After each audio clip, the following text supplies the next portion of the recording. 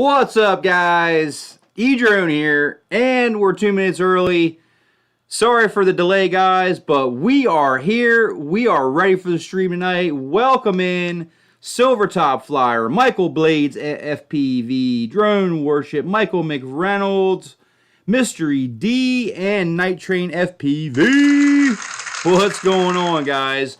We've got a very special guest in the house tonight. I wasn't sure if we were going to be able to make this stream happen, so I'm really glad he's here tonight. He's here. Drone Worship, my friend, good buddy Dan Sampson. Welcome in, my friend. Welcome in, Drone Worship. What's up, bro? What's going on? What is going on, man? And obviously you are not at home. No, I'm not, man. I'm at the hospital, unfortunately. Let's give a big round of applause for Dan, because look, guys, the fact that he's able to be here on the stream tonight shows you that this is a die-hard friend of mine who is passionate about the hobby, who's passionate about YouTube, and I'm really glad you agreed to be on the stream, my friend. And even though everything going on, I consider you a personal friend of mine. You've reached out to me in the past and many others and given guidance along the way. So thank you so much for all that, brother. Greatly appreciate you. You've been a solid friend as well. So heck yeah, man. That's a lot awesome, of years man. together. A lot of years together. That's what the community is all about, and this platform, not just the hobby, but this platform brings us all together in a way that probably would not have been possible before. Am I right? Truth, yeah. I think Google Hangouts really was the kickoff for that, and then it kind of transitioned to all these other streaming services. But yeah, I mean, if it wasn't, I think the initiator was really Google Hangouts. If it wasn't for Google Hangouts, none of this real sharing ability and answering comments live would be possible. So yeah, I agree with that totally. And I made you a special banner just for you, my friend. You know Thank how you. I do. I saw it. So, things have not been going so good, obviously, health-wise. So how are you doing right now as we speak? How's things looking? I'm sure your fans, your friends, your family, everybody wants to know what's going on.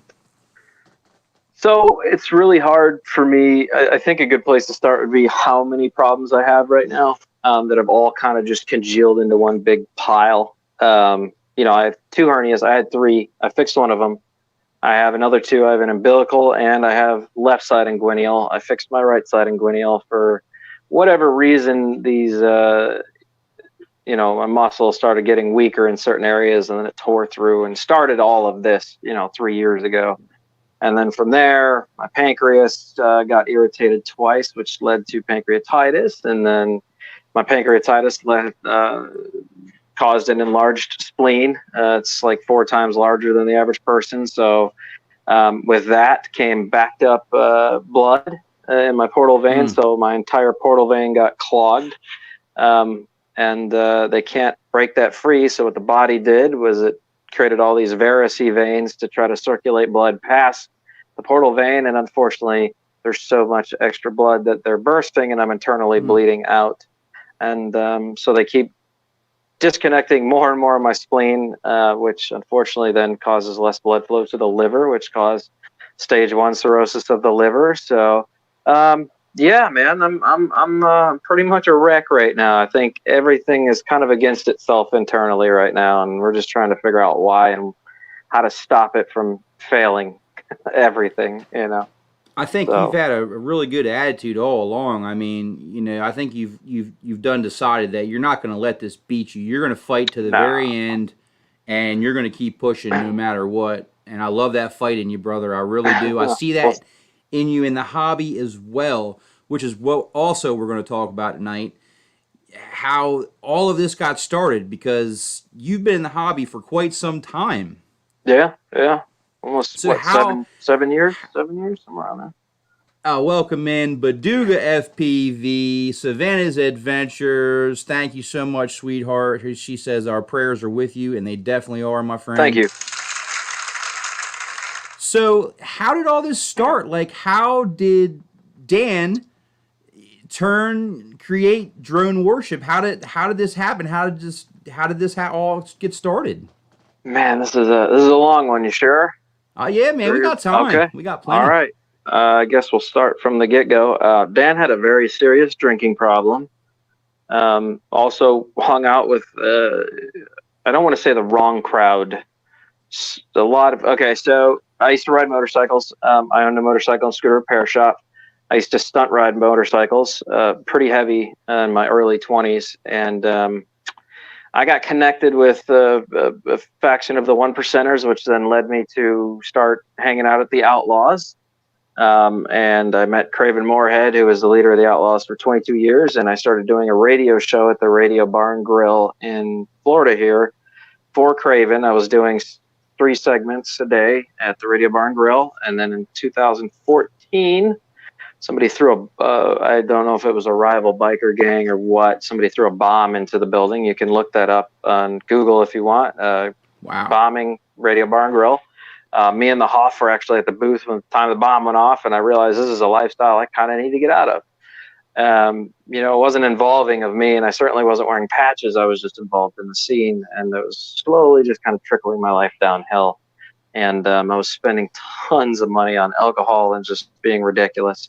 And, my sister got married right after that, and I realized there was something missing in my life. I needed a love for something or a hobby other than just trying to kill myself all the time. And so I bought one of those little miniature helicopters. Remember those SG-107 helicopters? I got one right back there, actually. Yeah. I started buzzing that thing around like seven or 8 years ago, and I started having fun. I realized I was pretty good at flying these little crafts, even though they're almost uncontrollable. I had pretty good control over it.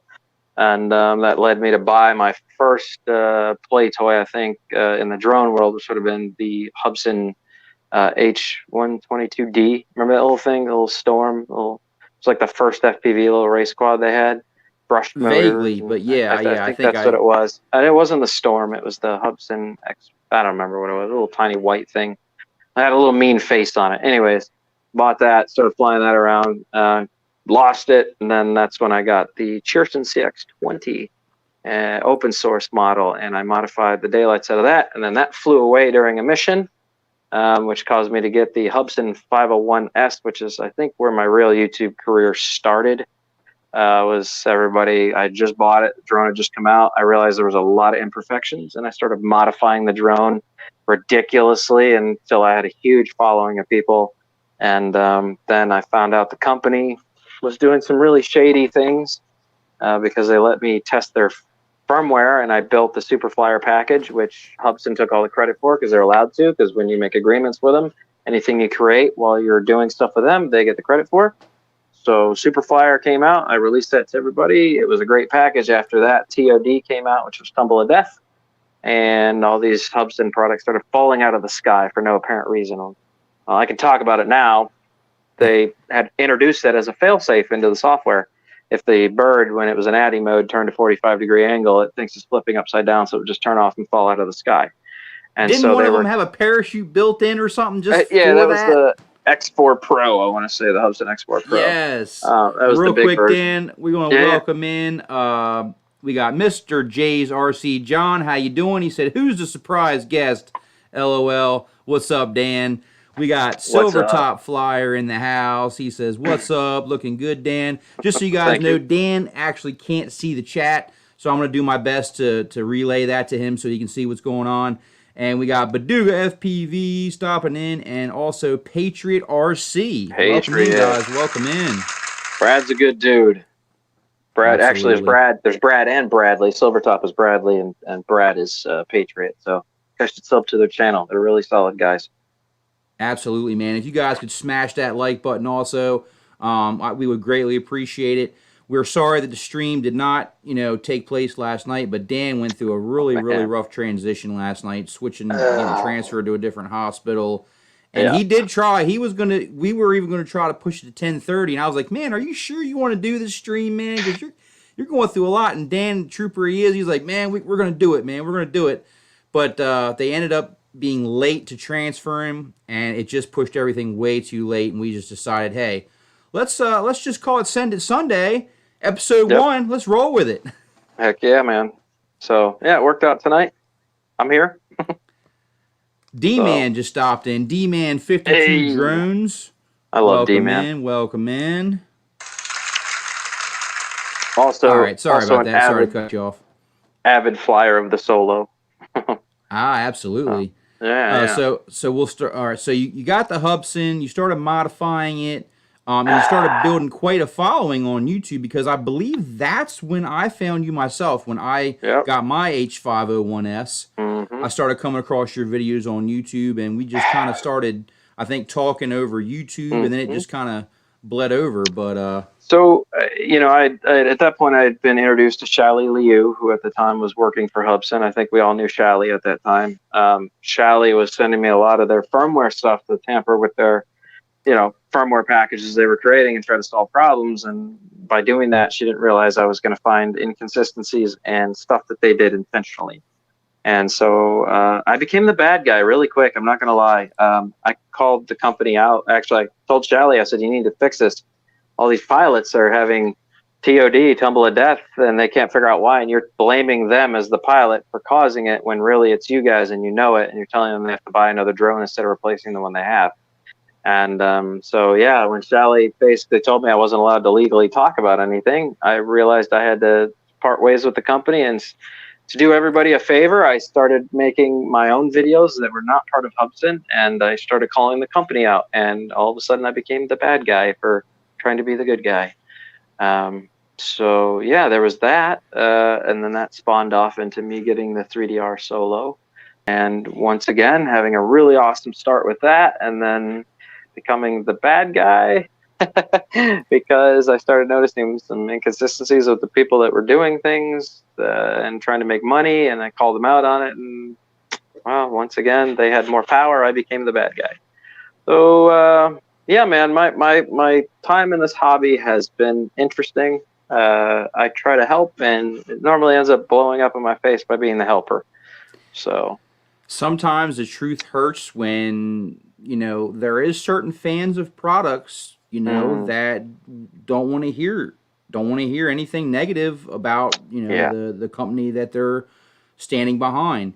And I don't think putting the honesty out there is a bad idea, because it's only going to make the companies get better when they get true feedback about what's going on with their products. If everybody gets a product and says, this thing is amazing, well, yeah, it has this little thing, but we're not worried about that because this thing is amazing. Right. The product's never going to get better. The company's going to say, okay, well, this thing's good to go. Essentially, that's what's happened with DJI. No matter what, even if there's faults, everybody just says their products are amazing. So they went to the top of the list, and now they don't even listen to what you guys want. They just do whatever they want and expect you to deal with it. And so, welcome in, Ed. Love my drones. Ed. Pew, pew, pew. Welcome in, Ed. Welcome in. Good to see you, Ed. You recently had a meetup where you were down there flying with Ed and a couple of the guys, Night Train. And oh yeah, Night Train's he's a fun guy, man. He's he's out there. That dude does not sleep at all. He's fun. That's awesome. Man, I'd love to meet him. We were very reckless during that drone meet. It was a lot of fun though. We had a good time. Absolutely. So, yeah. So you started out, with the toy helicopters, then transitioned into the toy drones, then kind of transitioned into the hobby grade camera birds. Yep. And then how in the world did you get an FPV, and how did you get started on that journey? Because I see that has spawned a whole new monster that I love, by the way. Thank you. It's definitely not the world's best pilot. I have a lot of learning curve to go through still.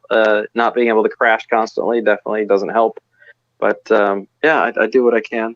I think you can thank Drone On YouTube channel, Brian Drone On, for, I think I introduced him to FPV, and then he took it leagues in front of me, and I was kind of like, yeah, it's kind of fun, because we were flying whoops at the time, which was like, okay. They didn't have much flight time, and they were constantly burning motors, and it seemed more like an irritation than something I really wanted to chase. And then as FPV progressed and got better, we started seeing little brushless whoops and brushless larger quads, and pretty soon, man, things got very interesting. And that's when I realized that this is something I need to get involved in and chase. And I got really bored with GPS, and I started realizing that flying FPVs like dumping dopamine, massive amounts of dopamine into your system at one time. Every time you come out of the controller, you're shaking. It's like riding a sport bike without ever leaving your chair. It's kind of fun. Which So is I naturally for you. right, You would love exactly. that because I you chased were it. kind of chasing that Yep. early on in different Yep. things. I think the real divide for me was thinking that when I first started flying GPS, I was a pilot, and as much as people are not going to want to hear this, I'm very open and I'm very opinionated. I think there's a large difference between FPV and GPS because GPS is more like operating a machine that has the capability to think for itself. If you just set the controls down, it's just going to sit there and hover until the battery gets low, and then it reaches point of no return and goes, oh, I need to go home. And then it flies itself back and lands itself. In my mind, I don't really feel like that's a pilot. I think you're operating a computer that has the capability to think for itself. And with FPV, you are the pilot. If you do something and you screw up, guess what? You crash. That's on you. Big difference. So I think one, you're an operator, one, you're a pilot. And I think I've always been chasing the piloting aspect more than the operator aspect. So as FPV got better and I realized there's a lot more capability here, I started to chase it. And that was, 4 years ago? Somewhere around 4 years ago. And It's been slow transition. It's been a slow transition. Welcome in, Michael McReynolds. Good to see you, brother. We also have Plummet FPV stopping on in. What's going on, Adam Plum? What's up, Adam? And make sure I didn't miss anybody. Oh, Eric from RC Crazy's up in the house. What's going on there, Eric? Good to see you, brother. Thanks for coming in. So honestly, I'm the same way. Like I started out with toy drones, then worked into GPS drones, and then transitioned into FPV. And in my mind, honestly, even I even wore goggles flying camera birds before I got an FPV, and I thought it was like, oh my gosh, this is next level. It's so much more immersive. Well, then when I did FPV, right, I was thinking to myself, this is probably the closest I'll ever feel to actually flying without myself leaving the ground. Agreed.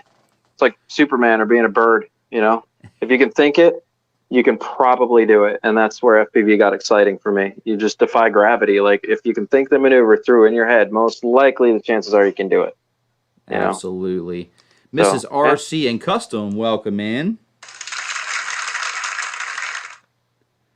Got a good group of people in the house tonight. Thank you guys for stopping in. And Dan and I greatly appreciate it. And you smash that like button.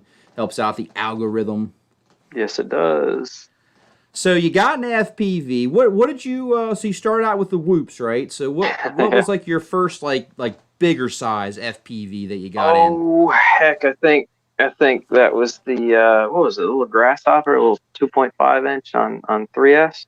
Okay. I think that was really the major leap for me, was getting that little. I think it was a Diatone. I can't even remember now, man. It wasn't a Diatone. You remember what I'm talking about? A little thing with green see-through props. God, I'm thinking. Was it the Mantis? The Mantis. Yes, the Mantis. I got the Mantis, and I started ripping around with that. And that's when I started getting much better acro. And that's when Brian basically reached out to me. He goes, dude, I love what you're doing. You're pushing yourself. I can see that you enjoy this, and so I'm going to give you my old B fight. We'll give you a 5-inch to start on and just have some fun. That B fight ended up lasting like 4 years. Which is crazy for FPV, for any kind of electronics. 4 years is like an eternity. It was a Frankenstein, dude. I just put it down finally. It's on my shelf, and it's been kind of dismantled a little bit. And I may just get it back up just because it was that much fun. It's only a 4S bird. Now I'm flying 5S, but I'm getting ready to make the jump to 6S at this point. I think the power intrigues me. I've flown enough of my friends' 6S quads at this point to feel comfortable and understand that 5S is just right behind it. I just need that extra power when it comes to punch outs and certain safety moves. You need to get out of a hairy situation. It's got the power to do it quick. So, it is the way of the force. 6S. Trying to get off that voltage sag. That's what we're trying to do. If I can get away from the sag, I think we're good. I think the consistent, throttle band throughout the duration of the pack will help you out immensely.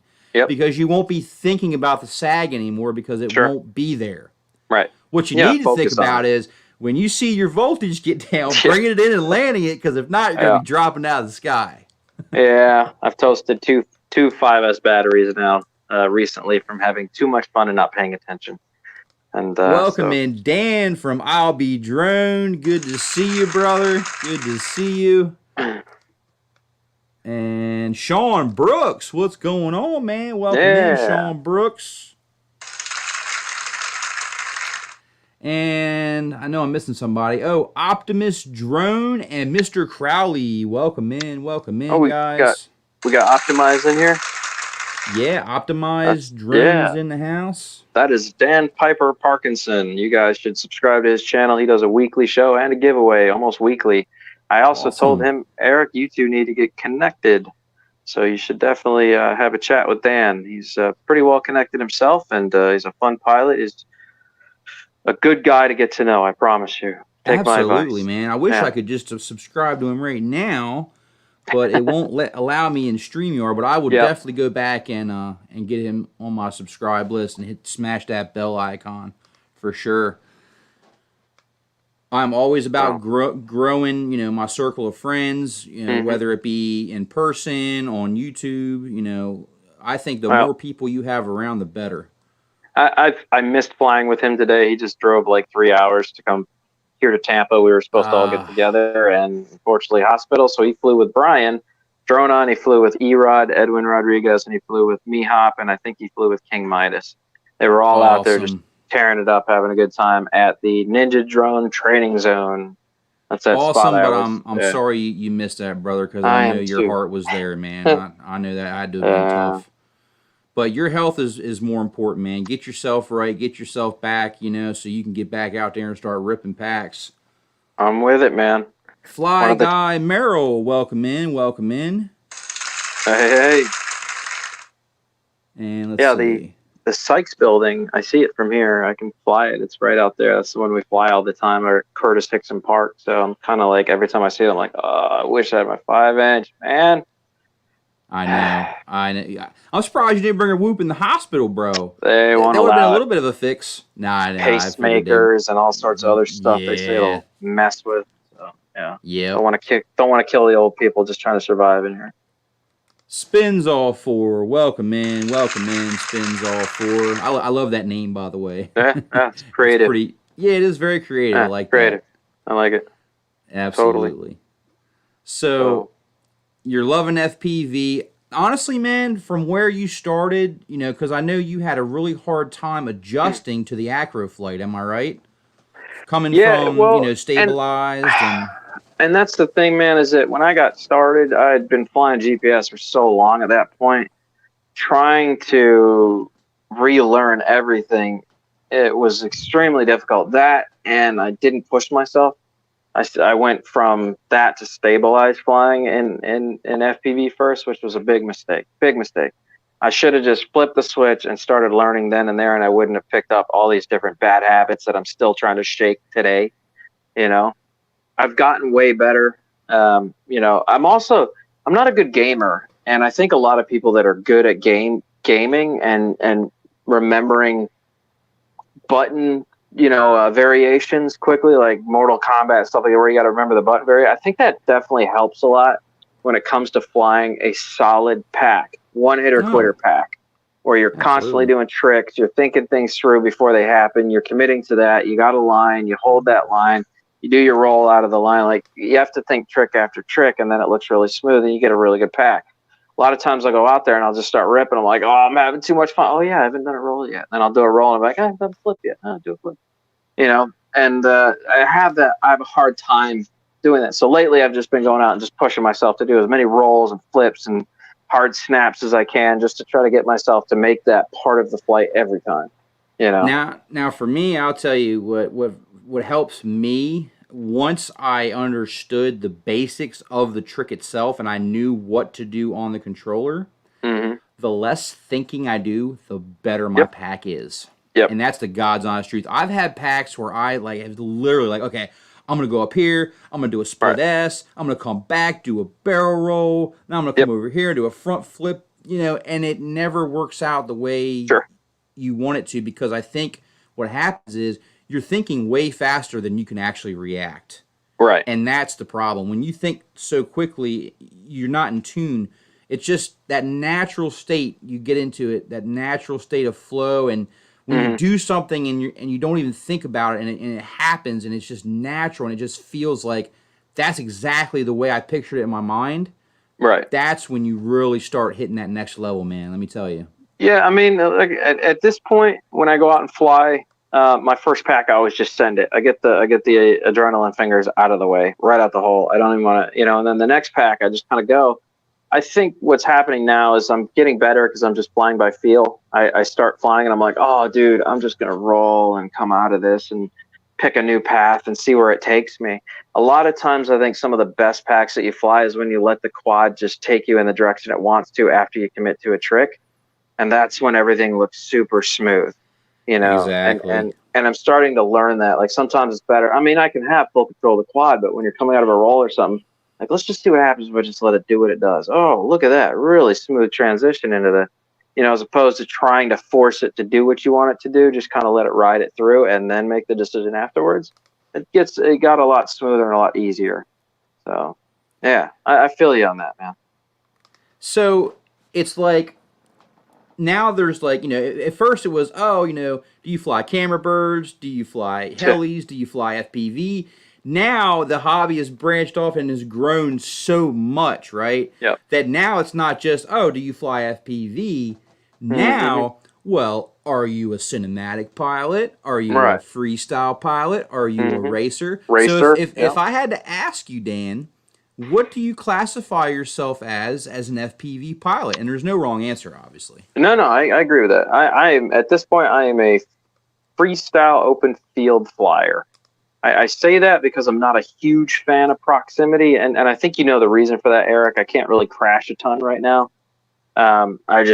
I have so many bills that I'm dealing with currently to be crashing my equipment every week doing proximity, and trying to smash it into trees just isn't on my list. So I try to go out and rip, and not really bang up my stuff if possible. And I know that goes against kind of the code of what FPV really is, but unfortunately I'm in a position where I don't have a choice in the matter.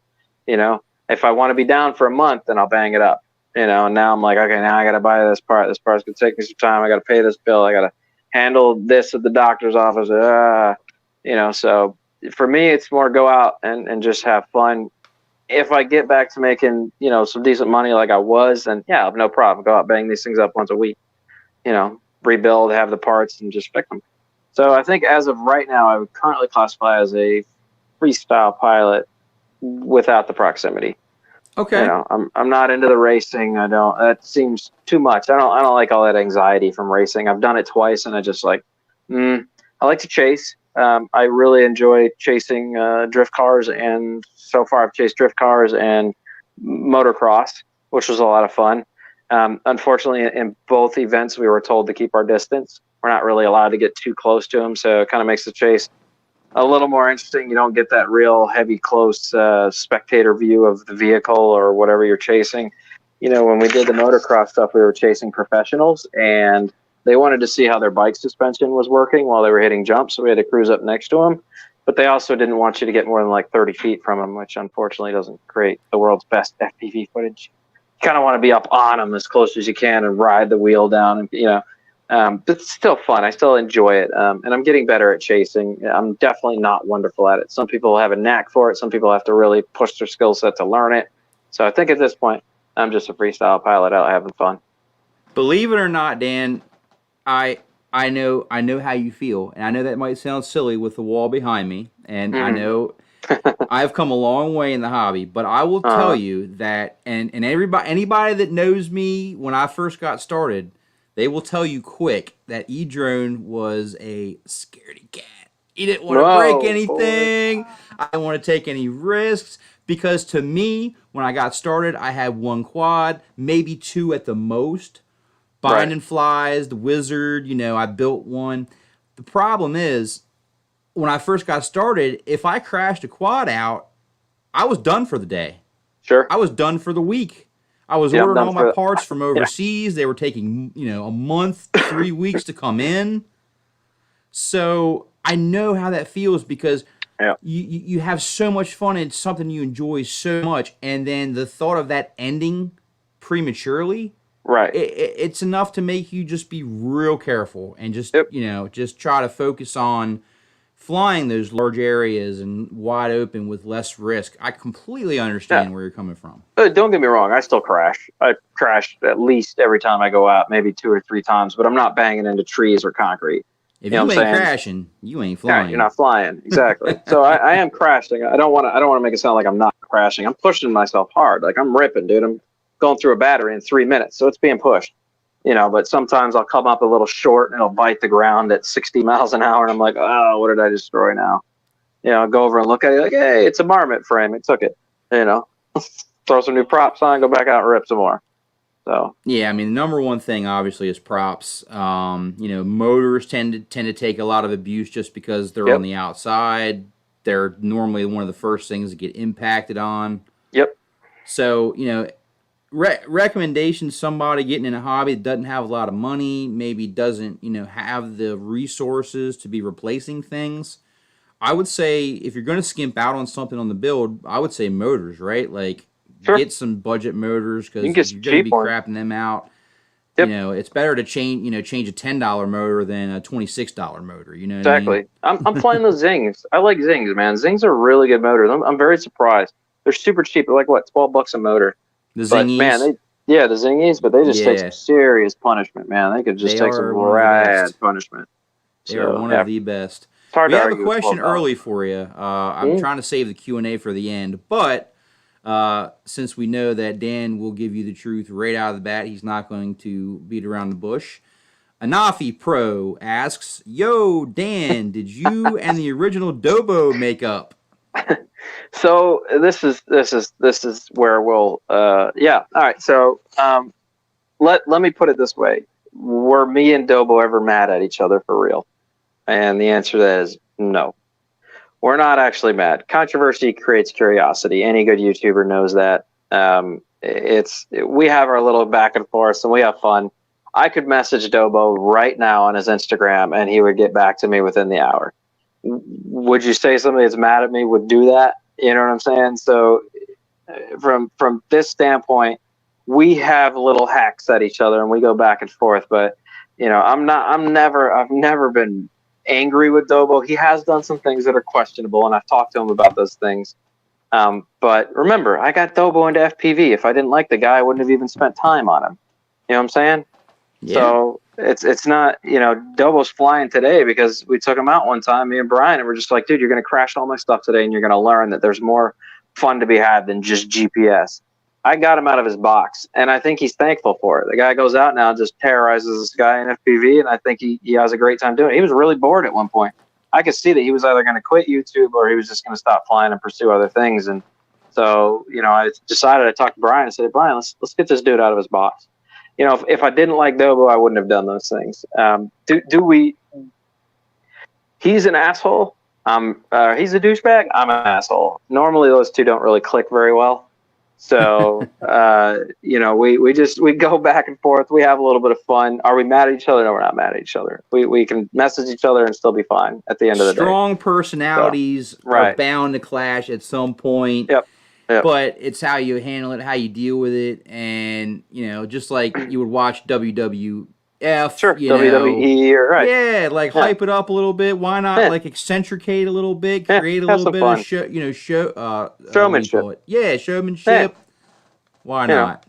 He gets it. Even Sean Oz, Sean was asking, "Are you really mad?" I'm like, "No, man." Me and Dobo went to the drone meet. Did we look angry at each other? Billy Kyle, is he mad at me? We don't even talk ever. Well, you guys must have did a good job because you got a lot of people wondering, like, yo, is this for real? Yeah. Like, are they beefing for real? Yeah, sometimes we do. We'll go at it, but I don't. Like Dobo says, he doesn't hold grudges. I don't really either. If you make something personal with me, and I've said this a lot, if you make something personal with me, you're gonna get a personal response. But am I gonna be mad forever? No, I won't be mad forever. We'll have a chance to chat at some point or another. We live pretty local to each other. We communicate. I run into him here and there. He flies with a lot of the friends that I fly with. So it's like, are we going to be mad at each other? No. Are we going to be friends that hang out constantly every week? Probably not. We already had that go around. So, Mihop, welcome what's in, up, just Mihop. Good to see you in, brother. Thanks for stopping in for sure. Appreciate you. So yeah, Mihop's a really good dude too. If you guys want to see an amazing pilot, check out Mihop. That dude's skills are phenomenal. He's a ridiculously good pilot. So. Yeah, it's funny you talk about Dobo because, like, when I watched Dobo go from the GPS to into FPV, I was like seeing almost like myself all over again, Mm-hmm. and the fact that I too was kind of getting a little bit stale, a little bit bored with the camera drones, and I just said, there's got to be more. Right. And when I went to my first FPV drone race, done. It was all over from there. When I saw the goggles and the speeds and Zoe FPV talking to me and showing me how to build these quads, and back then I had no idea who Zoe FPV was. Right. Like none. Yeah. Mind completely blown. And I could see you're either in it all the way or you're not. I don't see very many people get in and say, well, I kind of like FPV, but no. I either see people are all the way in or they're like, no, this is not for me. I'm just going to fly my Mavic and be done. You know what I mean? And that happens so often with people. They're just like, oh, I can't do this. It's not for me. It's not for everybody, totally. For sure. Right. But you, my friend, you're flying. You could say it however you want to that you don't think you've come far, bro. Go back and watch your first FPV videos. I know. And go back and watch what you're doing now, and you'll see the progress you've made, man. I agree. I did go back and look at some of my original stuff. Even the whoops flying stabilized because they didn't have much power for acro when I first started, so we were just kind of stabilized racing them and. Going back and seeing how twitchy all that was, and just how much of a ridiculous situation those little whoops were, and then transitioning to the Mantis was a totally different story. I mean, that just kind of kicked it off. I was like, wow, this thing has power, it can do what I want. The battery charges fairly fast. Like, this is where it's at. And then, my skills progressed. I'm still not 100% smooth behind the sticks, man. I still have an issue with tuning these things and getting them right where I want them. But, and Mihop has been a great help. Every time I go out with Chris, man, he's a solid dude. If I say, hey, I'm having this issue, man, Chris will slap it right on the computer and we'll start tuning and he'll say, oh, try it now. And I'll go rip it and I'll be like, hey, that's actually way better. He goes, yeah, I thought so. Yeah. Hey, have a good night, Louis Baduga. Thanks for stopping in, my friend. Greatly appreciate you coming by, man, and so does Dan. Greatly appreciate all you guys coming in, and like I said, I'm glad Dan could be here tonight because, we weren't sure. We weren't sure what was going to happen, so I'm glad that he was able to be on the stream. I definitely knew I had to have him on here at some point, and then when I saw you were in the hospital, I'm like, all right, let's do it now. Let's do it now. Let's do it right now. We had plans to do it before I even went into the hospital. And then all of a sudden I was like, hey, man, I'm letting you know I'm going to the hospital. Like, I don't have a choice. Oh, yeah, that's right. I hit you up before. Dang, man. And then you went to the hospital. That's right. So, oh, man. So I'm glad that all this worked out where you could be on the show. And I'm hoping, that they're going to be able to give you some good news, at least as far as some news as to knowing what's going on and how they're going to be able to fix things, make things better for you. My list on today's plan board has grown considerably. CT abdominal and pelvis scan, MRI of the abdomen, follow that up with a whatever they call that, the sonogram. No, the thing where what do they call that? Ultrasound. I got an ultrasound of my lower abdomen area, and then I have an endoscopy, and I have a colonoscopy on that board. So 5 things over the next couple days to figure out one problem and see what's causing me not to be able to eat sustenance. Like, for the past 2 weeks now, I've had broth and tea. That's where I'm at, man. I want you to hear this song in your head at all times. I want you to hear The Eye of the Tiger. I want you to hear that, and I want you to keep thinking that, man, and just have that mentality that no matter what they put on that board, no matter what news you get next, just keep fighting, brother. Keep fighting. Stay strong. Dude.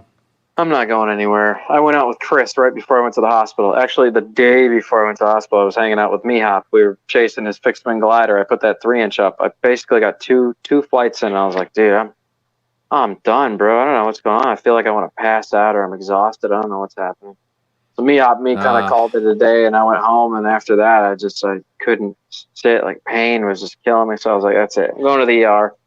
So ever Well, I'm since glad then, you man. took care of it and you Yeah, went there me right hop. What'd away. you do to me, bro? It's your fault, Chris. I'm in this position. It's your fault. I'm blaming you. I don't know why, but you're at fault, sir.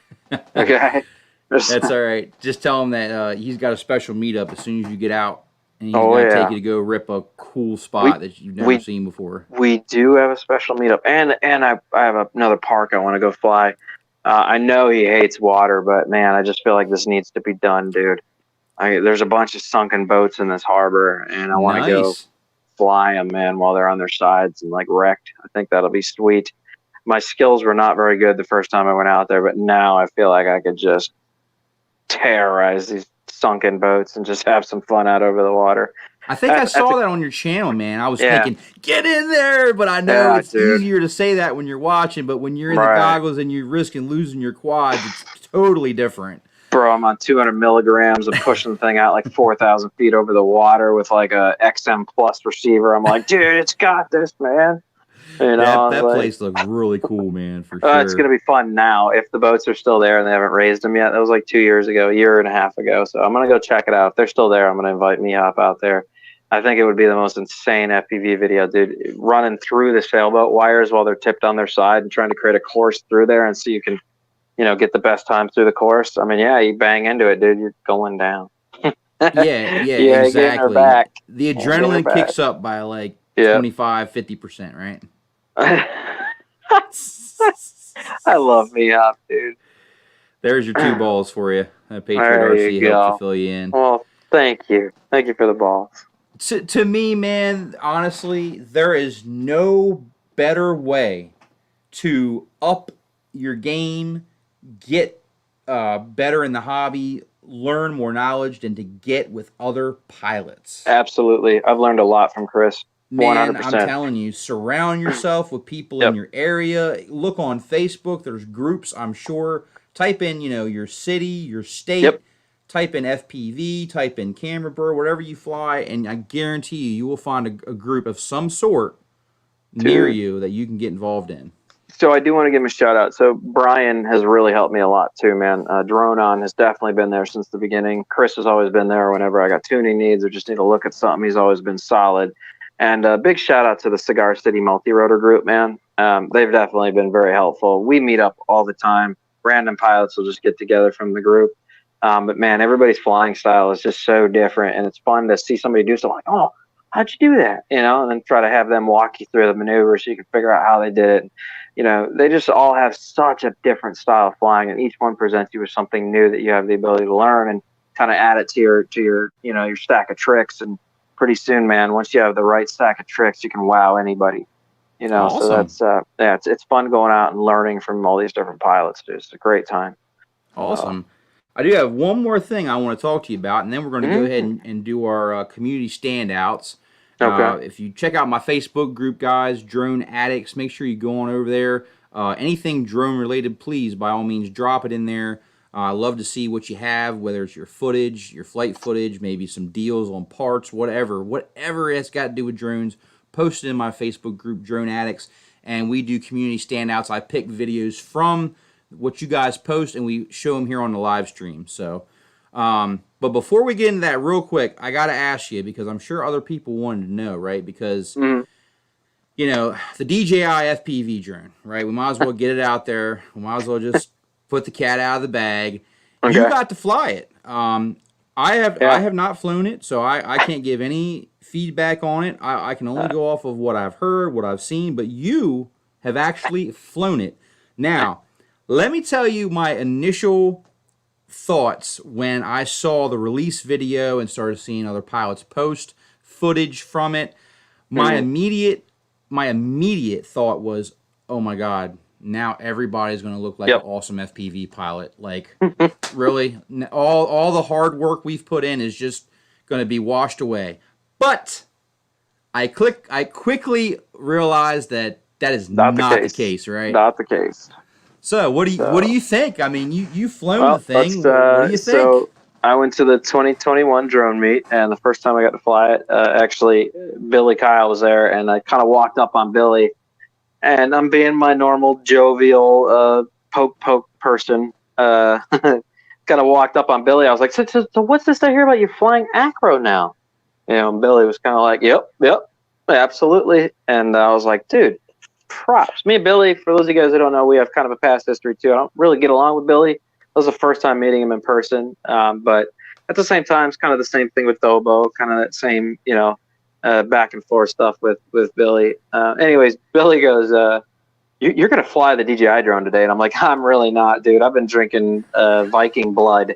I'm the only one here drinking the hardest stuff here. I'm drinking Viking blood mead, okay, out of a chalice. You really want me to touch that thing, bro?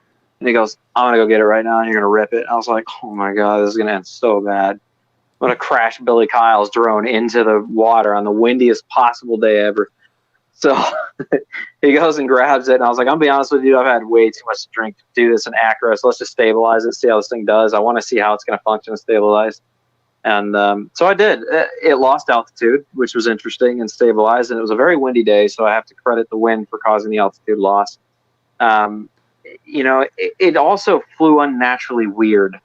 With that stabilized mode on, man, it's such a hinky, jerky motion. It looks really strange. It's not natural. If you're an FPV guy and you fly somewhat sugary behind the sticks, when you see this stabilized footage, you're like, ow. That hurts my brain to watch. Yeah, it feels almost like, are you like you're fighting it almost? Right. It does, yeah. In a sense, it does feel like you're fighting. And the other thing was, man, that stabilized version screwed me up, dude. I kept wanting to yaw and roll at the same time, and you don't have to. You just push forward on the stick and you roll, and that's it. And it adds yaw in. Well, that was really took me a minute to get used to. So then I got back, and Clinton, my buddy, he calls me up and says, I saw your thing. I want you to fly mine in acro. I don't care what happens. Take it out, rip it, tater chip. Let's do a video. And I was like, cool.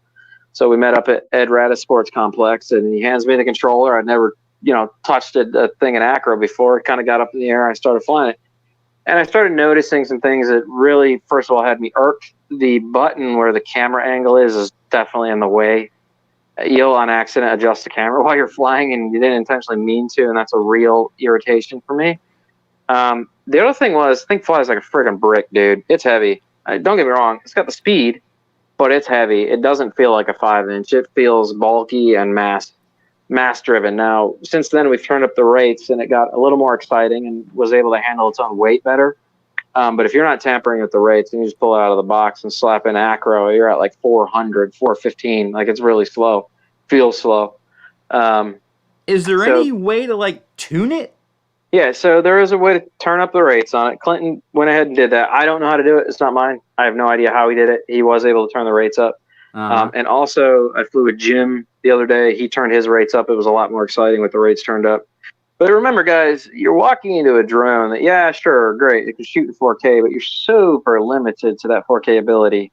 Yeah, it takes okay footage, but if you were to compare that to a Hero 8 or a Hero 9, it's at a loss already. It's not going to produce the same footage that the Hero 8 and the Hero 9 are, and their stabilization software is incredible on the Hero 8 and 9. I feel like it's mid-range on the DJI drone. It got a really good flight time. I was really surprised by the flight time. Even if you push it hard, you still get like 7 minutes out of the battery, which is pretty impressive. But you can also smoke a battery. I was unaware of that. So if you punch it, just like a normal battery, you're not going to see your sag on the screen. What will happen is in the software, it will actually slow the quad down automatically for you unless you're in acro. So if you're in stabilized and you're punching it, it'll automatically go, hey, you sag too much, it'll come back. If you're in acro, it will not do that. It'll allow you to smoke the battery. So there's definitely some things that I feel like DJI, we're going to get a second version of this thing. I'm going to tell you right now, guys.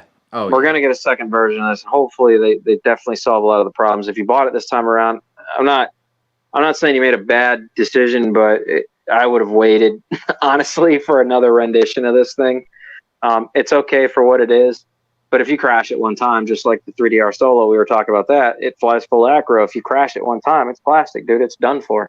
Yeah. If it takes a rowdy crash, it's done. So you're not going to see me buy one because I'm a freestyle pilot. Right. I'm not going to buy one of these things unless I'm doing long range acro, like up a mountainside or something like that.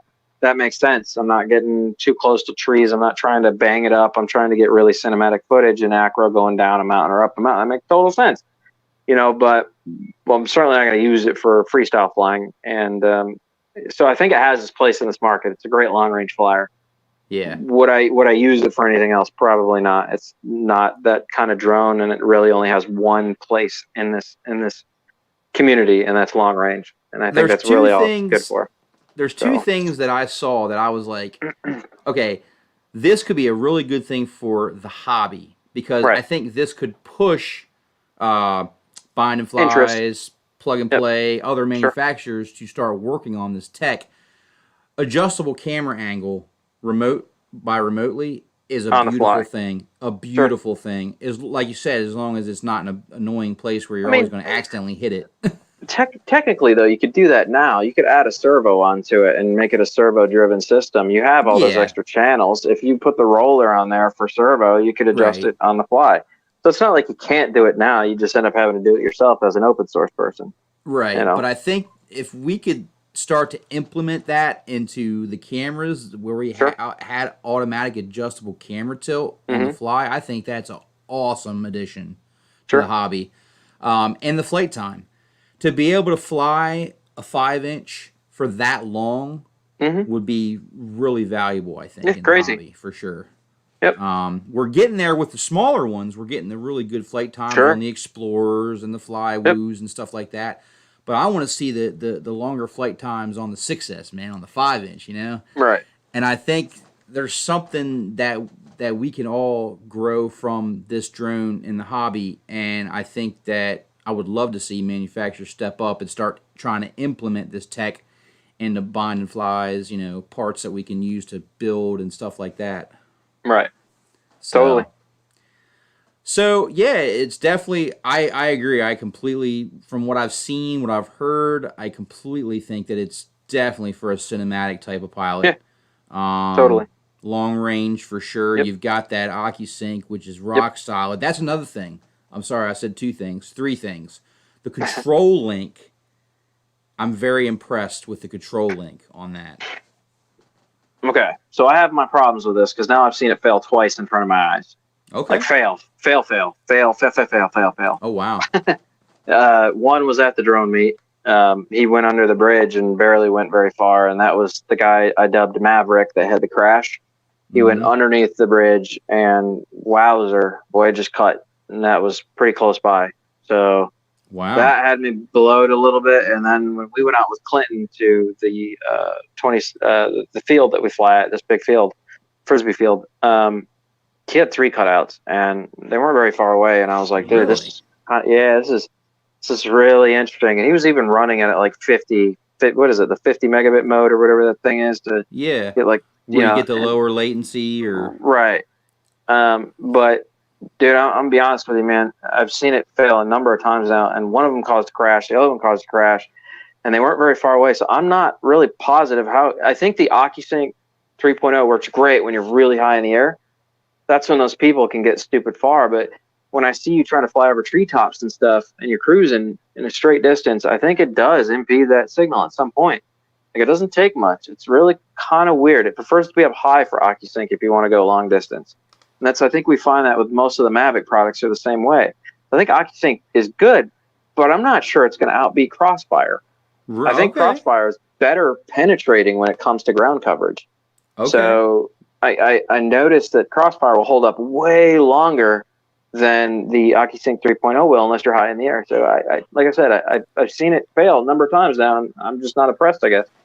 So the issue seems to be with the AccuSync in the DJI FPV drone is it's got the range. Like if you're going to take it out and fly it way up in the air and do a long-range flight, you're good.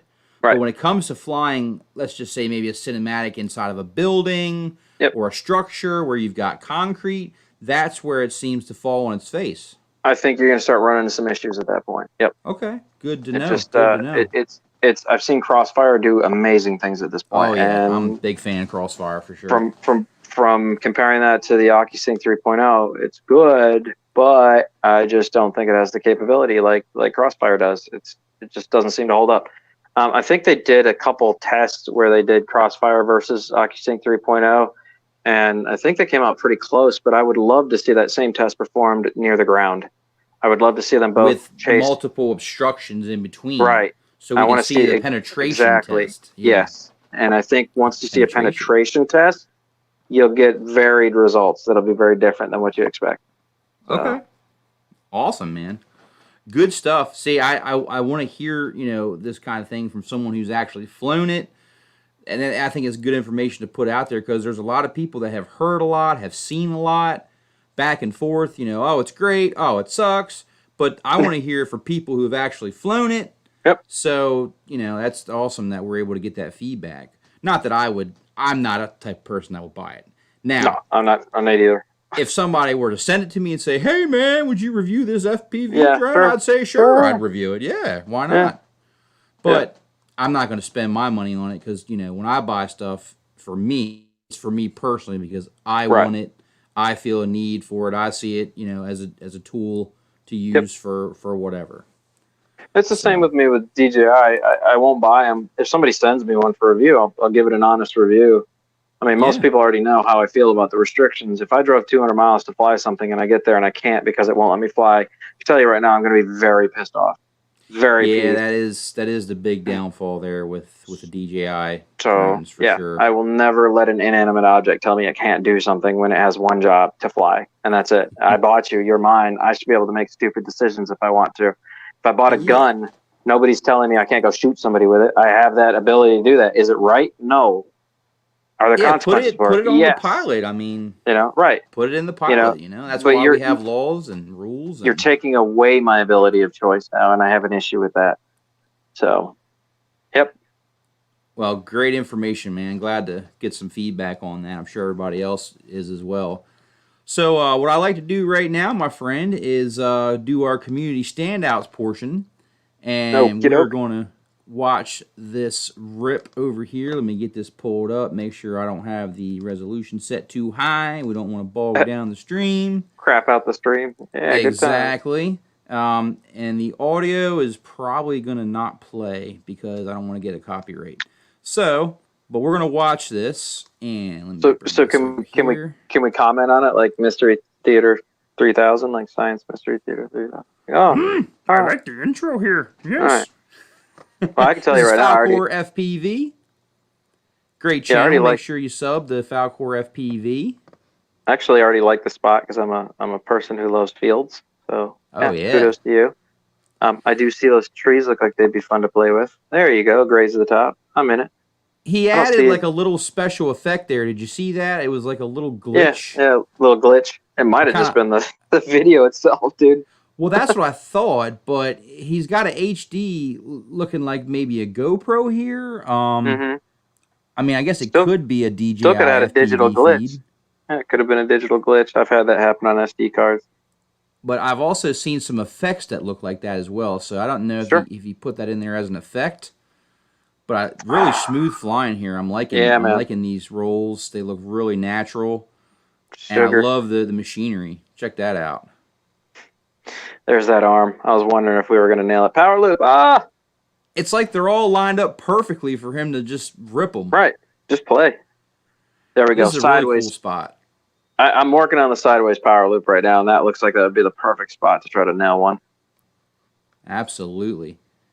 Really do like the way he's flying down low and keeping real tight to the machinery. That just creates a really good dynamic there. Solid flight.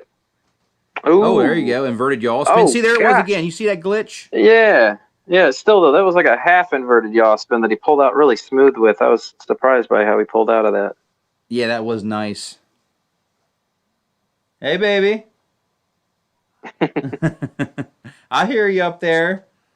This would be a great spot. Snacks. Put up some air gates at. This would be a great spot for air gate races. I really do like. We found a spot like this, and we were getting ready to fly it, and then we got out of the cars, and we saw a giant camera, and we were like, "Oh, well, maybe we better pass."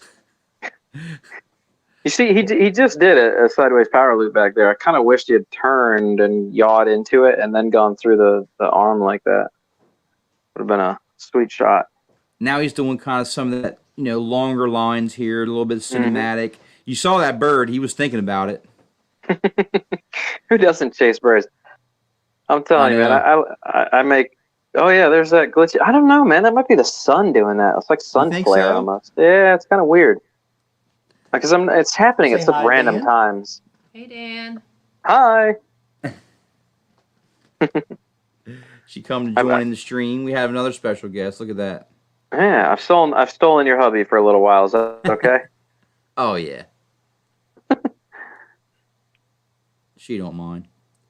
She loves the drone stuff, man. She loves the exploring and checking out bandos and stuff. So make sure you check out Falcor FPV. Very, very nice there. Make sure you're subbed up to him. Really, really solid channel. And if you would like to have your footage shown on the live stream, you know what to do, right? What do they got to do, babe? I don't know. Email you or something. I don't know. We didn't pre-practice this at all, by the way. It's completely just live. Yeah. They gotta come here.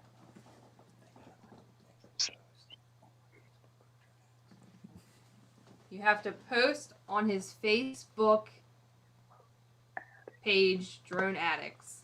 There we go. Yes. Yeah.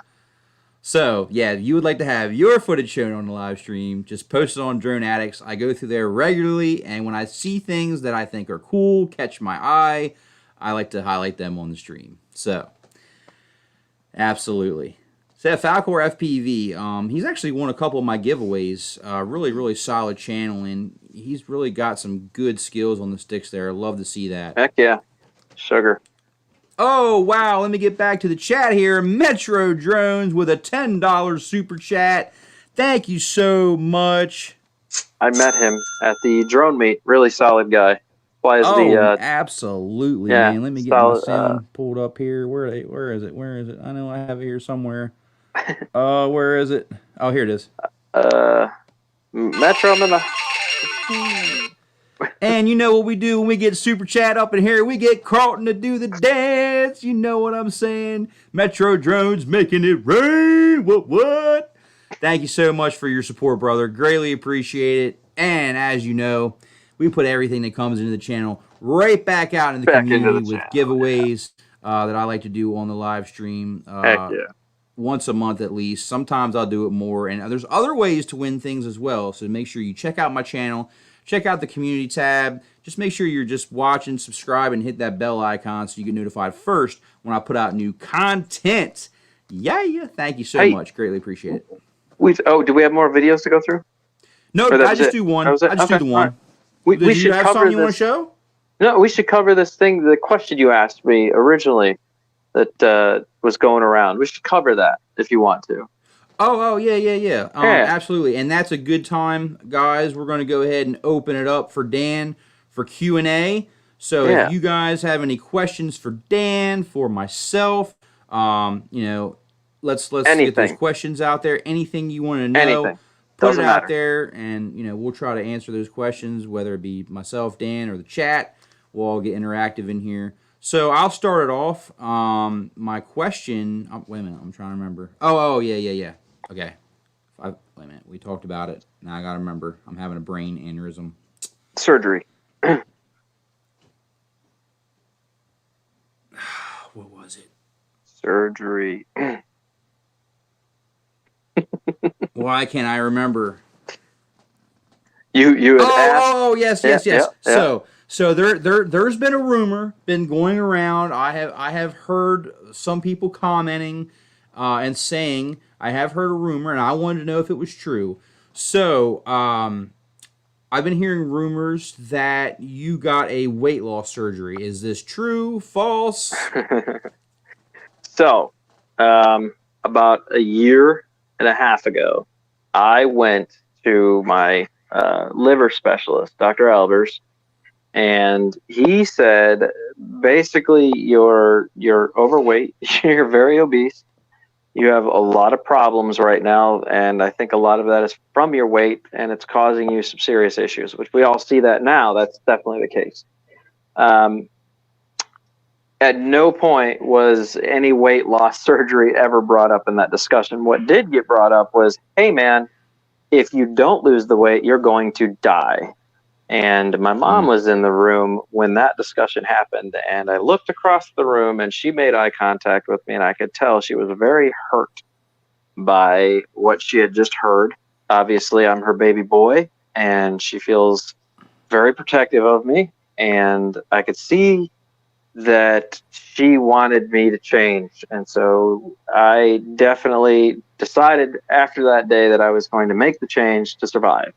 And so I decided it would be better for my lifestyle to lose the weight. And so I immediately got with a few friends and some nutrition people, and I said, what can I do to drop this weight as quick as possible, but be as healthy about it as possible as well?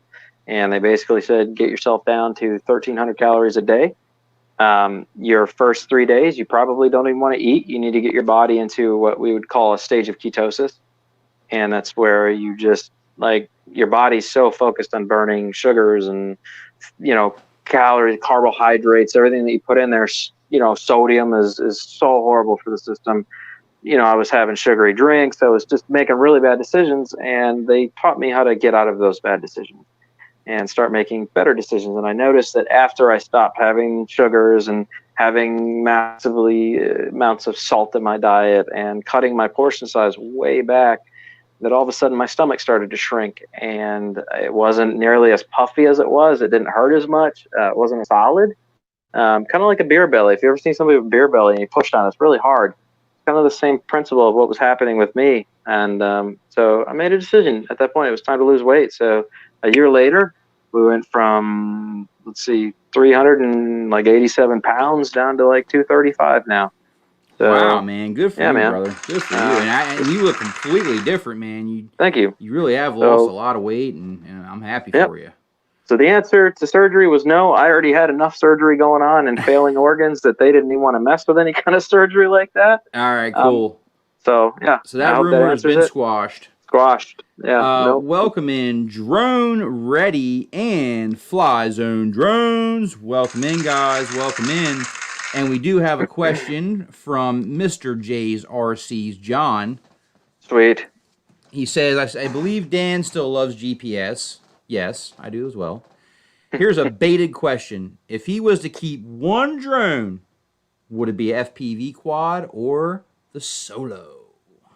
That's easy to answer because the Solo flies acro. So if I wanted a bird to cover all aspects of the hobby as well as be very advanced and used for commercial work, hobby and fun, I would keep the Solo.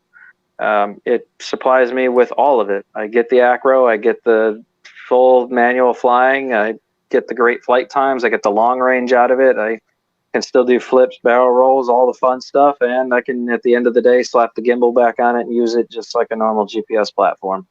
So the answer would be the Solo, hands down. All right, that's a good answer. I mean, yeah, why not, right? If you have a drone that can do everything. Everything, exactly. Why not? Kind of hard to argue with that. Absolutely. Oh, Patriot RC says, just say it. You're sexy, you sexy beast. Oh, man. Man, you remember the late night streams we used to do, man? We had some crazy some crazy good times, bro. Yep. We need to I miss it, dude. I do. We need to do some reruns of those old ones, dude. Yes. Just do like a rerun night. Find some of our old ones, re-download them, kind of cut them a little bit into sections and then drop them and just have some fun. Yeah, it'd be fun. Man, like 4 or 5 great times. Years ago, bro. Absolutely. Google Hangout status. Shout out to E-Drone. Oh, Drone On's up in the house. We were talking about you earlier, brother. Welcome in, yes, Brian. Sir. Drone On. We did talk about Brian a number of times. He says his internet is crap. ATM. At the moment. At the moment. I'm still working on the, what do you call those things? Acronyms. Sorry about that. Yeah. Drone On, if you guys haven't subscribed to Brian, make sure you do that. Really solid dude. Loves FPV. Very intelligent, very smart. His channel should be much higher than it really is right now. And I feel like he doesn't get a ton of love. And just like Chris Mehop, I feel like his channel should be a lot bigger than it is with his flying and abilities. And some people just get opportunities. Some people don't. This is your opportunity, guys, if you're here, to subscribe to a very good pilot, Brian is very helpful. He'll answer questions if you have them. He's a great dude. So if you guys haven't subscribed to Drone On, Brian's a good friend of mine, very solid guy. He really is, man. Yep. And I was hoping I was going to get to meet him when I came down to visit my dad, but unfortunately it just didn't work out that way. Didn't work out. Yep. Next time I come down, I've got that on my bucket list, man. I have got to fly with him. I have got to rip some whoops from 5 inches. Heck yeah. We got to get ripping some, because, man, I've seen him in action, man. He's a really, really good pilot. And he just, I don't know, he just picks everything up like a sponge, man. I know. He's got a sponge in there. Yes, he does. He's able to retain everything, and everything. I know. He's able to teach and help others, and I always see him always trying to help others out. So greatly appreciate that in the community. He's such a good proximity flyer. There's so few people that are really good, talented at proximity. He is a very talented proximity flyer. He makes it look smooth, man. Just crazy smooth. Are you still flying that silverware? Drone On, weren't you flying that silverware and some of the smaller whoops and stuff? That firmware for the whoops. We know Travis, not fast enough FPV, and the guy that created all the Boss Series frames and stuff. He's my neighbor, and I think that's where a lot of the silverware stuff kind of spawned from with the Boss Series. So I don't know if Brian's. He might still have it on a few birds. I don't know if he's really dabbling with it like he was, but I can't answer that for him. I could try. I tried. His internet's not good, so. Oh, the drones. Send it. Oh, the drones. Send it.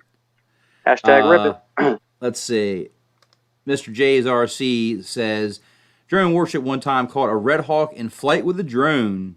Who knows which drone was it? I know. He's been stalking you for years.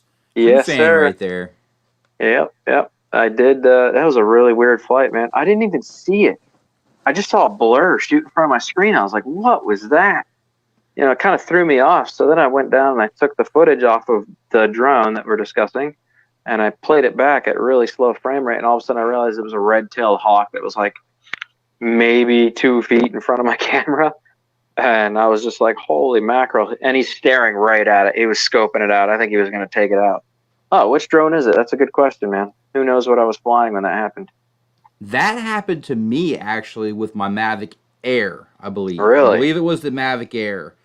At my old house with my ex-wife, I was out in the country flying it back from a short little range test, and on the way back, this hawk just flies right past the camera, and I got it all on camera, and he was looking right at it, dude, like he wanted to snatch that thing right out of the sky. And they will too. They don't care. Yeah. They measure. They basically they're sizing it up by doing the flyby. So.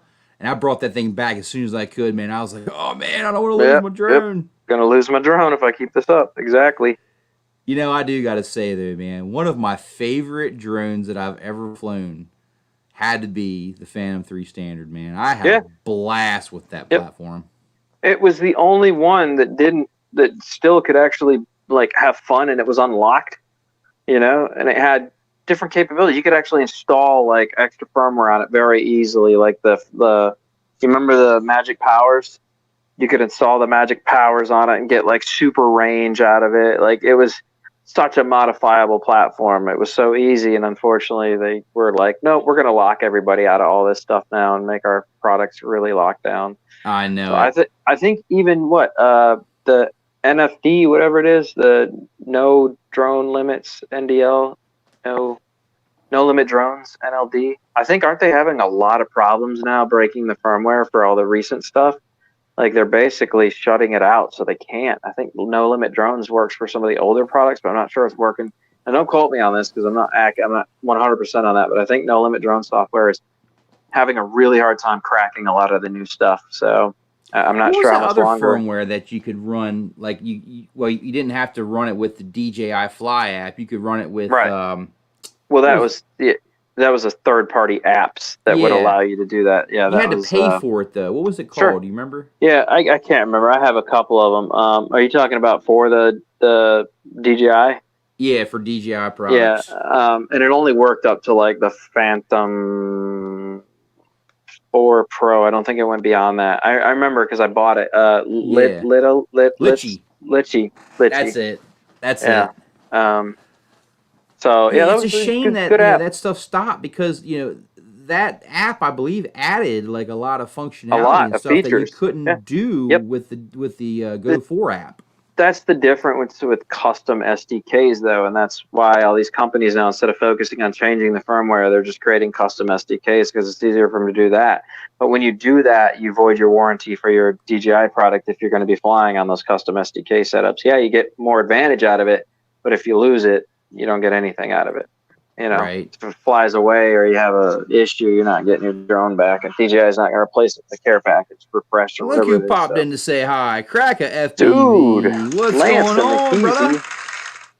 He just been Good to see flying Lance. today, right? You said Cracker was out there flying? No, I don't. Cracker hasn't flown in a while, man. He got a motorcycle, and I think he's been pretty tied up with his bike, dude. I think hear he's you. flying. Just he doesn't fly very much right now. I think he's having a lot more fun riding. I So hear you. kudos to him. He got a bike. He got a sport bike. He's having a good time. I know that feeling. There's nothing like actually jumping on a sport bike and ripping, dude. It's Absolutely. I can try to cover the ground with an FPV drone and get kind of the excitement out of it, but when there's nothing like being behind the handlebars and going 200 miles an hour, bro. It just doesn't. I grew up riding dirt bikes, so I completely understand. Like, Right. yeah, the adrenaline is just a Yep. whole nother level there. So Welcome in, Mel. Mel, Mel. up in the easy. The real live Morpheus in the building. Mel's a solid guy. That's awesome, man. Thanks for stopping in. Greatly appreciate it. And yeah, everybody is glad to see you, Dan. Let me tell you, you got, Thank you. I know that you definitely have your fair amount of trolls and haters out there, but I'm sure what brings a smile to your face and keeps you going is your fans, brother, because you do have a lot of fans, a lot of friends that are here for you and back you up, man, for sure. So They're all my fans. Even the trolls are my fans, bro. If Yeah. they weren't, they wouldn't watch everything I drop. they're probably the ones that watch it first and all the way through as well. Exactly. They're the most dedicated fans you can have are the trolls, dude. I hate to say that, but man, they are there for everything that you do. Yeah. They know yep. And they watch So- it all. They want to make sure they don't miss anything. Oh, yeah, for sure, man. They're going to be your number one fans. Exactly. So I got to fly some packs today. It's been a little while since I've been on the 5-inch. Probably about, I want to say like probably 3-ish weeks, maybe 2.5, 3 weeks. And I actually went up to Pennsylvania to go fly with Mystery D, Brian Nice. Reedy. Make sure you check Mystery D out. And we hit this. I was totally like excited, right? He's got this park, right? Mhm. It is a public park. Oh, So it's got these remains of this furnace. So there's like these walls and all these gaps, right? So we get there, and I see like a fair amount of people, and we're like, oh Right. no, there's like a bunch of people here walking their dogs. People are fishing. I'm like, how are we going to pull this off? Well, right. it's in a fly zone. It's completely legal to fly there. There's no signs. There's nothing on the website that says they can't fly drones there. This is a public park, so we had every right to be there, every right to fly, no fly zones. 1 sec. I'm actually going to mute myself. Give me 1 sec. Anyway, so we get to this park, and it was really awesome because what happened was the people that were there, that were hanging out, walking the dogs and everything, everybody was super cool. They were all like, whoa, what's that? Check that out. Look at the drones flying. So it actually ended up being a really good experience. And to be able to fly somewhere and be able to have people that are kind of observing, and they're actually liking it. They're not bothering you. They're not coming up to you like, oh, what are you doing here? And what's that you're flying? And start asking you a bunch of questions. It was really cool just to be able to share that space responsibly, safely, right? We had multiple visual observers while we were flying. We took turns. Yeah, it's a public park. It's not, I checked on the air map and on the Kitty Hawk, and it said it was a fly zone with no advisories. So I'm like, hey, send it. Dan's having a talk real quick, guys. So he'll be back in just a second, and we'll finish up with the Q&A. But yeah, exactly, Patriot, exactly, yeah. Actually, as we were leaving, there was a couple of people, a couple guys who were watching us fly, and as we were leaving, they were like, Yo, man, thank you guys so much for the free show. We really enjoyed like watching you guys ripping around. So I was like, oh man, no problem, man. If you want to learn more or whatever, check out the E-Drone on YouTube and check out Mystery D and really really cool. And then also oddly enough, as we were leaving, two other FPV pilots pulled up and they were getting ready to rip the spot. So I'm like, oh man, well this is just a local favorite FPV spot right here. So my worries were quickly washed away, and the people were really cool. So I had a really good time today hitting some packs up. Felt good to fly some packs, and the weather's finally breaking. So thank God for that. Oh, Kraken FPV. Let's see if Dan can see you on the screen because he's got it muted right now. He's talking to somebody in the hospital, so I'm sure they're giving him some updates. I'm just really glad that Dan was able to be on the show tonight, guys. I mean, with everything going on, true warrior right there. So I want to make sure I give a round of applause to my brother. Greatly appreciate him being on the stream tonight, and you guys for your support coming in. Oh yeah, absolutely, man. Always rocking the safety. He's he's hitting on the nurse. Okay, it looks like he's getting something done with his IV, maybe. Trying to score a phone number. I know he can read this right now, so we'll put that on there. He's coming back. So give me 1 second here, man. She's giving me my nightly meds here. Oh, no problem, man. No problem. I figured we went a few hours. I was waiting for somebody to pop in on me. This is the time. Yeah, Patriot RC has a comment for you. Does he? Trying to score a phone number? Yeah, right. Dan is sitting on the nurse. Yeah, no, definitely not. She's yeah. I'm good. Good. Remember when yes, I do remember when Dan drove the RC car FPV through 7-Eleven. That was epic. That was awesome. Dude, I was checking out that chicken butt. She had a fantastic butt. I was like stalking her butt. I was like driving through the store. She'd go around a corner and I'd like peek around the corner in FPV, look at her butt. I'd be like, dude, what a nice that's butt. when you need that adjustable, camera angle. Right, exactly. Get right up on the butt. Terrible. Just look up. I'm terrible. Yeah, that was fun. Yeah, stalking the 7-Eleven booty. That was a good time. Little blue pill. That was a funny video. I should repost that again. That was a really fun video too, man. And the music you had was perfect. Yeah, the Mission Impossible. Yes. Booty stalking Mission Impossible style. Yeah. Sean Brooks says, just say no to drugs, okay? Hey, welcome in, Double A. Good to see you, brother. Thanks for swinging by, man. Awesome. You remember that one? Just around the block? Yeah, I remember the 7-Eleven one. That was pretty cool, man. Oh, yeah. Fun video. I got a lot of hate for that. People are like, you gross. I'm like, I'm just having fun, bro. I'm just not, There's nothing like voyeur about it. Not I like was you just were playing launching around. stuff at her. Right. I was just playing around. Like, it's no different than like staring at a butt in public. Like, oh, it really is butt. Wow, look at that. Just it's more amusing because she didn't know what was happening or why this RC car was there. I don't even think she knew it had a camera, and I thought it was just funny all around. She was the only one paying attention to it. Just like, what is this car doing? I'm like, wow, the butt on that thing. I gotta follow it. I remember the boat he redid.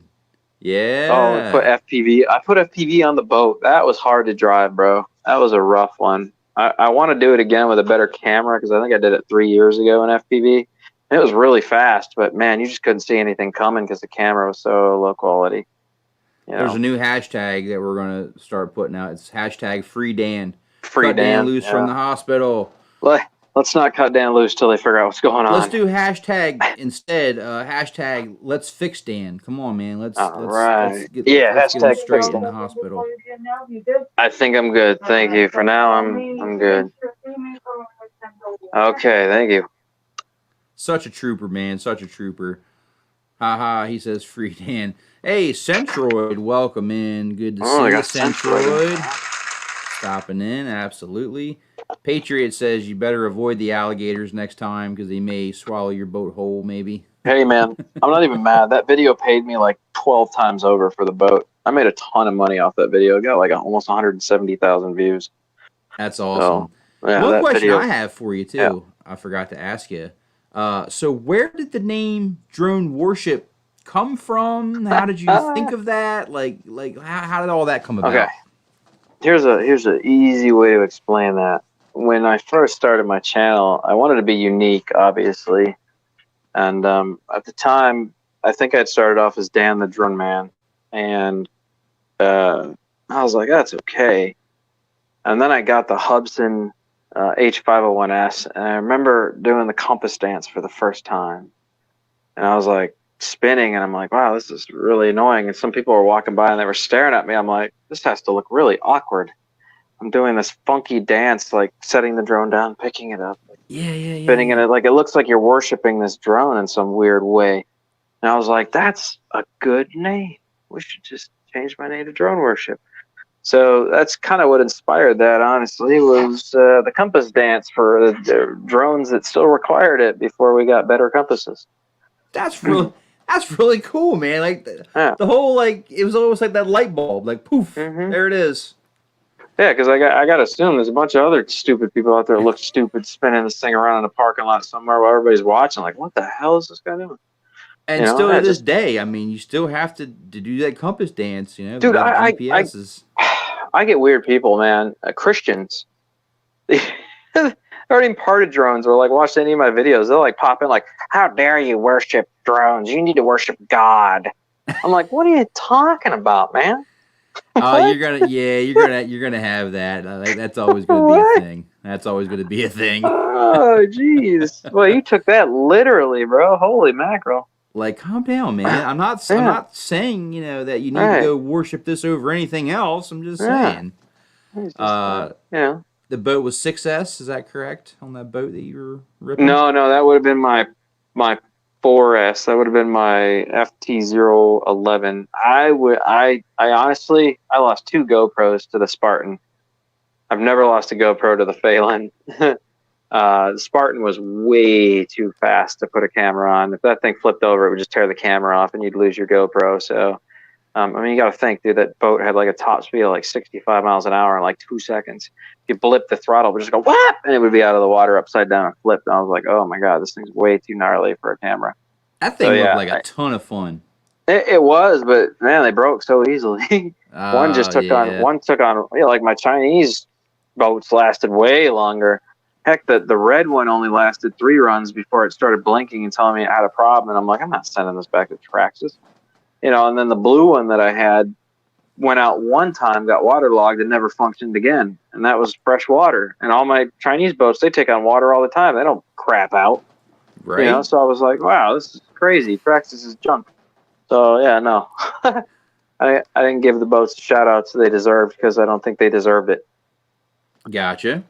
So if the Hubsan Xeno Mini, all right? Ugh. And this is a far fetch, but if it's everything that Hubsan says it is, if everything they say is true, the range, the image sensor, the quality, the sensors, the speed, the flight time, if it's everything they say it is, will you be jumping on board? No.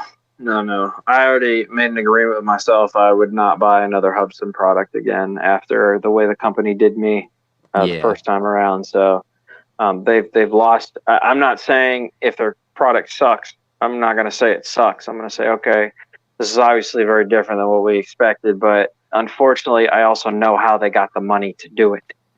So when you stab enough people in the back and you take advantage of enough consumers to finally get the money to build a great product, how many people did you roll over the top of to get there? You know, I can't agree with that. I'm sorry. I know what they did to initially start, and I know how they treated their customers. I just can't do it, man. Can't do it. So I won't knock the drone. I will knock the company. You have to wonder too, because you know China doesn't have copyright laws like we do, right? It's so similar. It looks very similar, identifiable to the Mavic Mini. Yep. Every way. That's what I said. It makes Actually, you wonder if they kind of work together on this in some kind of a way. I don't know with not having the copyright laws. Well, think about it this way: the molding cast might have been available. You see what I'm saying? Mm-hmm. So they may have made a few alterations to change it slightly, and because it'd be cheaper to do that than create a whole new molding cast. So if they got their hands on the molding cast and they only had to make a few changes to it to make it different than DJI so they couldn't get sued, it would be a lot cheaper for them to do that and create a whole new bird. So then they just need to find the tech to install into the molding cast that they created.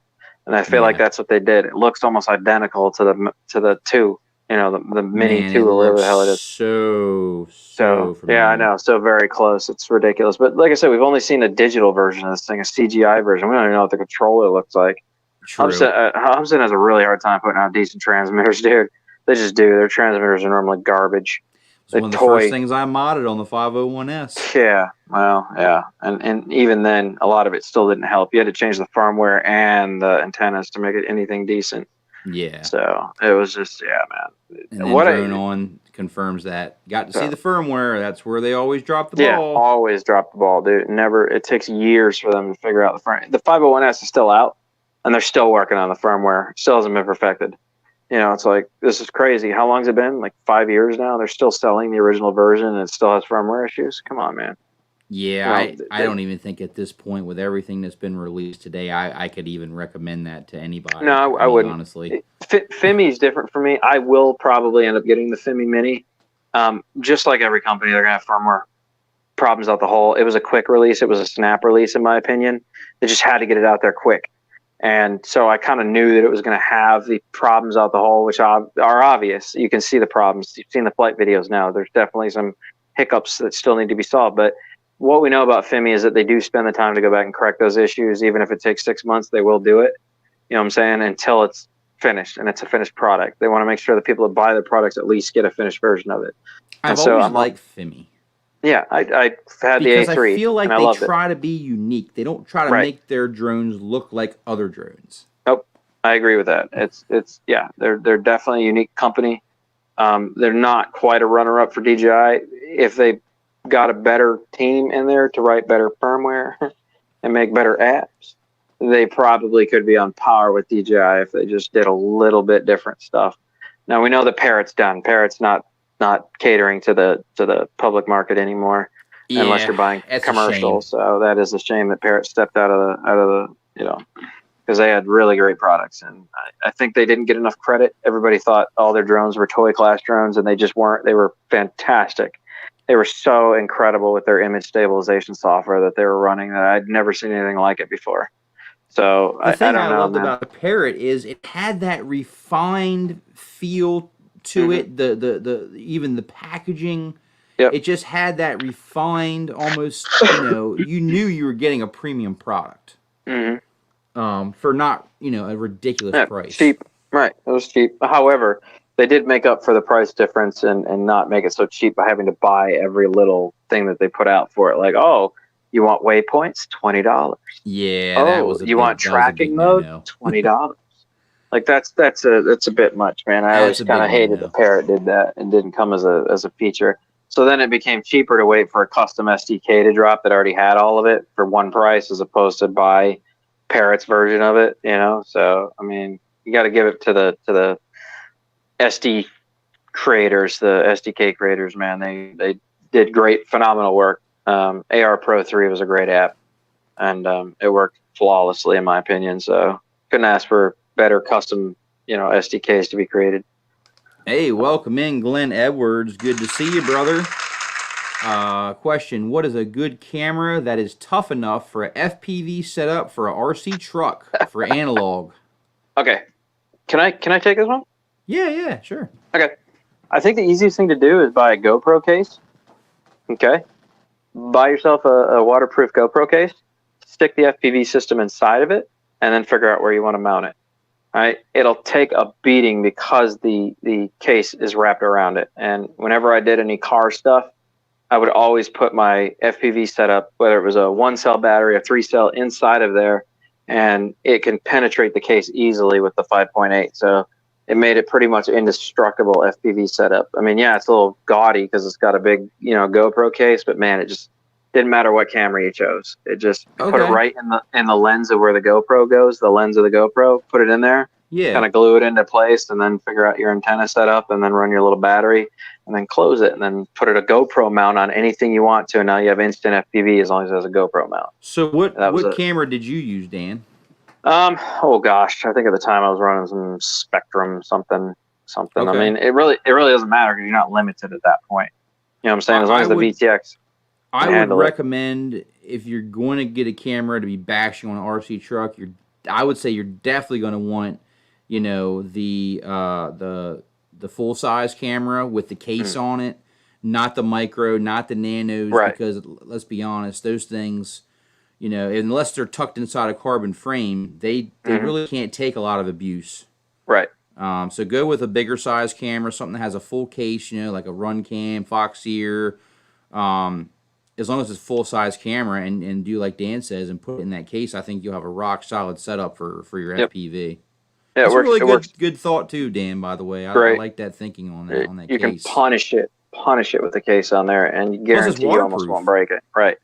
Yeah. You almost won't break it. Like, it was really, I don't even think I scratched the lens on my waterproof thing, beating it senseless on my FP. And we were riding cars that would go 30 plus miles an hour, some of the scale 10 size, and they would flip over, and it would pop off the GoPro mount. You know what I'm saying? But I just have to run over there and grab it and pop it back on the GoPro mount, straighten it out, clean the lens off, keep going. Okay. You know, so just it would work. Is if you start getting really good at controlling the car and you don't flip over very often, then it's a perfect setup for you. So. Awesome. Runcam Nano 2, Patriot says, recommends that. And then Brian said the Cadix Ratel, yes, is a great analog FPV cam. I actually have that on one of my builds too. Yeah, it's really nice if you actually put one of those little like baby turtles on there, because then you get HD and you don't have to run the GoPro either. So you can record in HD and have FPV at the same time. So that's obviously a definite good way to go. So, did you see the collaboration between MD95 TSI and Baduga with the GoBroke project? I know you'll love this. So basically, let me grab this. All right, so they have come up with a super lightweight 3D printed case that will hold, okay, the I believe it's the Runcam Split Micro V3. I believe. So basically, this case comes apart, right? And you put the lens into this piece here, and it has these little ribs. Sure. And it lines into the case. So you have another place inside here for the actual board. Right. Of the split. Right. So all you have to do basically is buy the split, put that in here, and now you have a lightweight enclosed HD possibility to record on your maybe like a 3-inch or something smaller. Or I'm thinking to myself, this case may even be durable enough to use maybe like for your RC trucks as well. So I thought you would find that pretty interesting. Yeah, I mean, especially since you're taking, you know, what you would normally put in your quadcopter frame, and now we are taking that and basically putting it on the outside. Yeah, for a high definition option. I'd still be a little cautious of that, just because, you know, even a 10 scale car weighs like 23 pounds. If it flips over on that, it's going to bite gravel really hard. So I would almost say you'd be better to almost like mount this, like integrate it into the car body itself. Yeah, I think that would be the money. Problem with that is shakes and vibration in the frame, man. You got to hope your shocks are up to it, you know. True. Now you have to, you know, you run the wires out and run this right to your battery if you power it up with 5 volt or whatever you can have. It's really super simple. Right. But yeah, I didn't know if you saw that or not. I thought that was a really clever idea unique to get HD on, you know, a lightweight platform. So once my Runcam Split comes in, this is going to go on my 3-inch Japulora so I can get some HD footy. Right. Absolutely. Yeah, that's cool. I'd like to see the final product of that. I wanted to show you that. I wanted to show you this little guy too. Check this little guy out. Ooh, you got a little 3-inch. Little 3-inch Japulora Armatan. Okay. So it's got the frame warranty. It's got little Zing motors on it. Look at them little bad boys. Yeah. I'm telling you what, it's a heavy 3-inch, but it's nice because it throws so nice. Right. When you like really a 5-inch. fling it, it really does feel like a 5-inch. Right. So I have a lot of fun. I didn't think I was going to have as much fun as I am with these little guys. They are a lot of fun. And they're not as loud either, so I can fly it like behind my house and not annoy all my neighbors. Right. Yeah, I'm noticing with 5-inch, they're a lot louder. They 5-inch on 5S screams, dude. Oh, yeah, and 6S you is hear just the same, yeah. Echo off the buildings, and anything close by it'll echo off of them. Like, this is really kind of loud. So. $70 naked GoPro. Yeah. Exactly. It's basically, pretty much without having to do that, you can do the Go Broke project, right, for way less money. So it's a cheaper alternative to get HD footage without having to take apart your GoPros. Listen, man, I got to unfortunately cut this short because I'm feeling a little rough here. I think things are starting to wear off. Brother, I greatly appreciate you coming on the stream. Thank you for all you do for the hobby, man, and thank you for, all the guidance you've given me along the way, and I consider you a good friend, and you're always going to have my support, brother. So hell yeah, man. Thank you. Thank you, been there since the beginning, bro. A lot of you guys have, or in chat. Yeah. I know a lot of you guys have been there since the beginning, so thank you for the support. Keep me updated for sure, man. Let me know what's going on. Let me know if you need anything I can do to help you out.